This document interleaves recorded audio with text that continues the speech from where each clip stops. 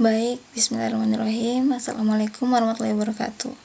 Pertama-tama, puji syukur saya panjatkan kehadirat Allah Subhanahu wa taala karena atas rahmat dan karunia-Nya saya dapat menyelesaikan serta mempresentasikan tugas ini.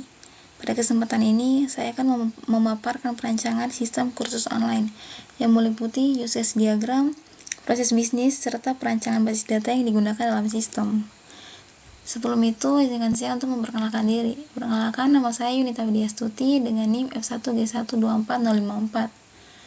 Baik, selanjutnya saya akan menjelaskan dimulai dari latar belakang.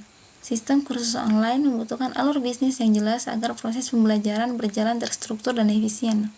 Bisnis proses ini menggambarkan interaksi antara user, admin, dan sistem, mulai dari login, pendaftaran kursus, pembelajaran modul, hingga penyimpanan progres. Dengan bisnis proses yang terdefinisi dengan baik, sistem dapat memberikan pengalaman belajar yang efektif dan mudah digunakan. Selanjutnya, studi kasus. Studi kasus ini membahas pengembangan sistem kursus online yang memungkinkan pengguna mendaftar dan mengikuti berbagai kursus secara daring. Pengguna dapat melihat daftar kursus, melakukan pendaftaran, dan mempelajari modul pembelajaran yang tersedia. Sistem juga mencatat progres belajar pengguna pada setiap modul, sehingga perkembangan dan penyelesaian kursus dapat dipantau. Di sisi lain, admin berperan dalam mengelola data kursus dan modul agar proses pembelajaran berjalan terstruktur, efektif, dan terdokumentasi dengan baik. Selanjutnya itu gambaran umum sistem. Sistem kursus online merupakan aplikasi berbasis web yang digunakan untuk mengelola proses pembelajaran secara daring. Aplikasi ini memungkinkan pengguna untuk mendaftar kursus, mempelajari modul pembelajaran, serta menyimpan progres belajar. Admin bertugas mengelola data kursus dan modul agar proses pembelajaran dapat berjalan dengan baik. Selanjutnya, bisnis proses. Proses bisnis kursus online dimulai ketika pengguna melakukan login ke dalam sistem untuk melihat dan mendaftar kursus yang tersedia. Setelah terdaftar, pengguna dapat mengakses dan mempelajari modul pembelajaran, sementara sistem menyimpan progres belajar secara otomatis. Di sisi lain, admin berperan dalam mengelola data kursus dan modul agar konten pembelajaran selalu terstruktur dan dapat digunakan oleh pengguna. Dan selanjutnya itu use case diagram. Use case diagram ini menggambarkan interaksi antara dua aktor, yaitu admin dan user, dengan sistem kursus online. Admin memiliki hak untuk mengelola kursus dan mengelola modul, di mana kedua aktivitas ini menginput proses login, karena admin harus masuk ke sistem terlebih dahulu sebelum melakukan pengelolaan data. Pengelolaan kursus mencakup penambahan, pengubahan, dan penghapusan kursus, sedangkan pengelolaan modul mencakup pengaturan materi pembelajaran dalam setiap kursus. Sementara itu, user dapat melakukan registrasi untuk membuat akun, kemudian login ke sistem. Setelah login, user dapat melihat kursus, mendaftar kursus, dan belajar modul. Use case daftar kursus dan belajar modul juga menginput login karena hanya user yang sudah masuk yang dapat mengakses fitur tersebut. Selama proses belajar modul, sistem menjalankan use case simpan progres sebagai extend, yang berarti penyimpanan progres belajar terjadi sebagai proses tambahan ketika user sedang belajar.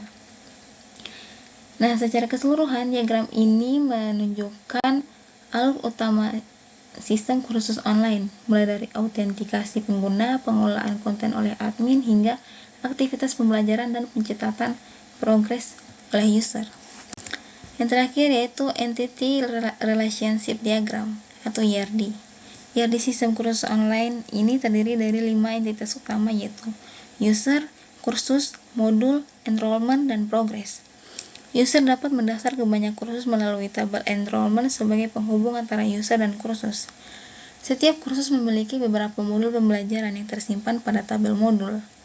Aktivitas belajar pengguna pada setiap modul dicatat pada tabel progres untuk memantau status penyelesaian dan nilai. Struktur ini memungkinkan sistem mengelola pendaftaran, materi pembelajaran, serta perkembangan belajar pengguna secara terintegrasi. Baik, itu saja yang dapat saya presentasikan mengenai sistem kursus online berbasis web. Semoga presentasi ini dapat memberikan gambaran yang jelas mengenai alur dan fungsi sistem yang dirancang.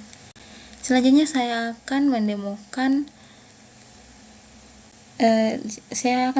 mendemokan sistem ini agar kita dapat melihat apakah fitur-fitur di dalam sistem ini berfungsi dengan baik. Di sini saya akan login dulu sebagai admin.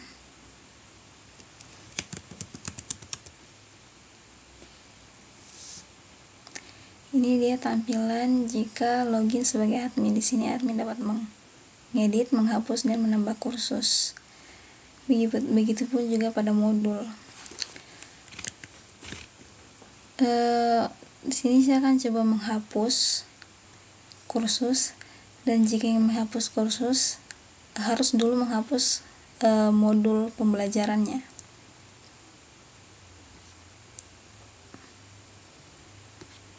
Saya akan coba hapus ini.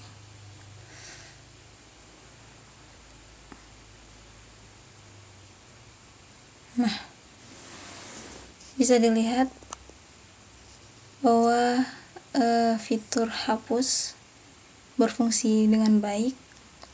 Selanjutnya yaitu saya akan menambah kursus dan menambah modul.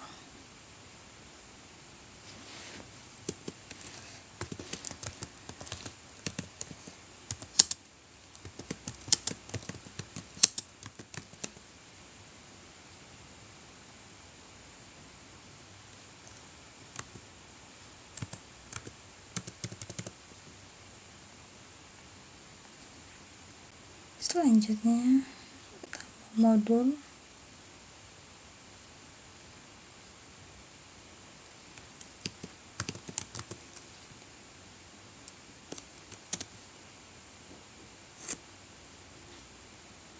Nah, di sini dapat kita lihat bahwa fitur tambah modul dan tambah kursus itu berfungsi dengan baik. Selanjutnya coba saya akan login sebagai user.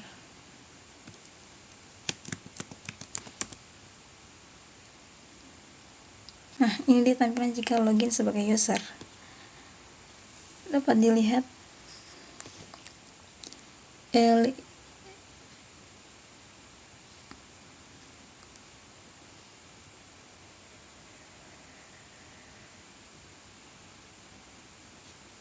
ini dia tampilan modulnya dalam akun user. Modul ini sudah diselesaikan. Sudah 100% ya.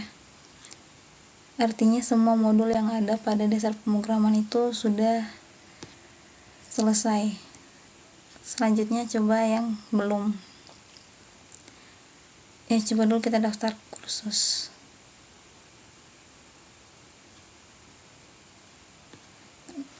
Tandai selesai ini jika modul yang ada telah diselesaikan, telah dibaca ataupun ditonton. Jadi untuk itu tandai selesai jika sudah diselesaikan. Ini dia tampilan jika sudah. Lihat lagi yang lain. Nah, ini tampilan progres jika ada yang belum selesai. Baru 50%, jika ingin 100% ya. Tandai selesai. Nah, sudah 100%. Mungkin itu saja yang dapat saya tampilkan, yang dapat saya perlihatkan mengenai sistem manajemen kursus online berbasis web. Perlu diketahui bahwa website kursus online yang ditampilkan pada presentasi ini merupakan contoh atau simulasi sistem yang dibuat untuk keperluan pembelajaran dan tugas akademik. Demikian presentasi yang dapat saya sampaikan. Mohon maaf bila ada salah kata. Saya tutup dengan wabillahi taufiq wal hidayah. Wassalamualaikum warahmatullahi wabarakatuh.